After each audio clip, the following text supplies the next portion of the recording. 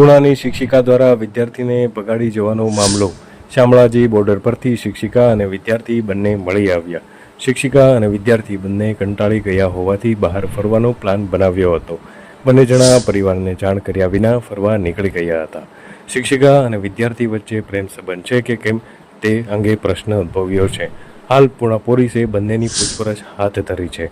શિક્ષિકાનું નામ માનસી નાઈ કે જે 23 વર્ષની છે અને જે અનુરાગ હિન્દી વિદ્યાલયમાં અભ્યાસ કરાવે છે. તેમજ વિદ્યાર્થી અને શિક્ષિકાને વારંવાર પરિવાર તરફથી ટપકો આપવામાં આવતો હોવાથી તેઓ ઘર છોડીને નીકળી ગયા હોવાનો ઘટસ્ફોટ થયો છે.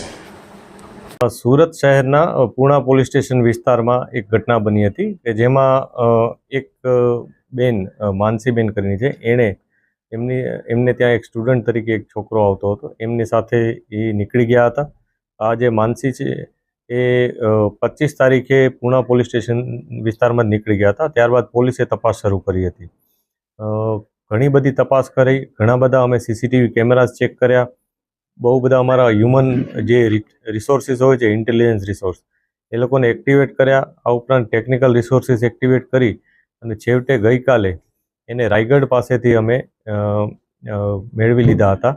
આ જે વ્યક્તિ છે માનસીબેન, એ પોતે ઘરે વારંવાર એમને ઠપકો આપવામાં આવતો હતો.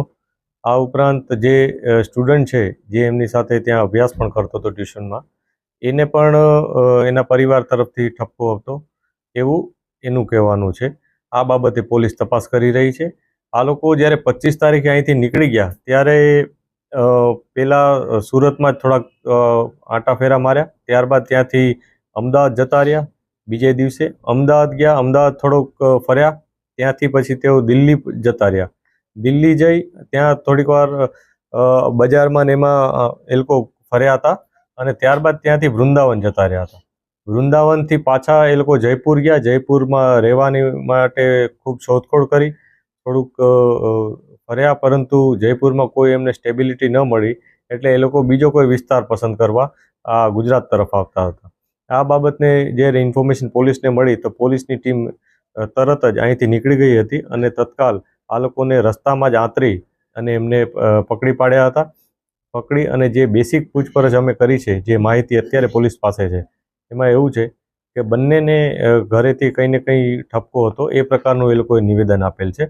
આ બધી વસ્તુ અમે તપાસ કરી રહ્યા છીએ કે ઘરેથી એમને કોઈ પ્રોબ્લેમ હતો કે બીજું કોઈ કારણ હતું.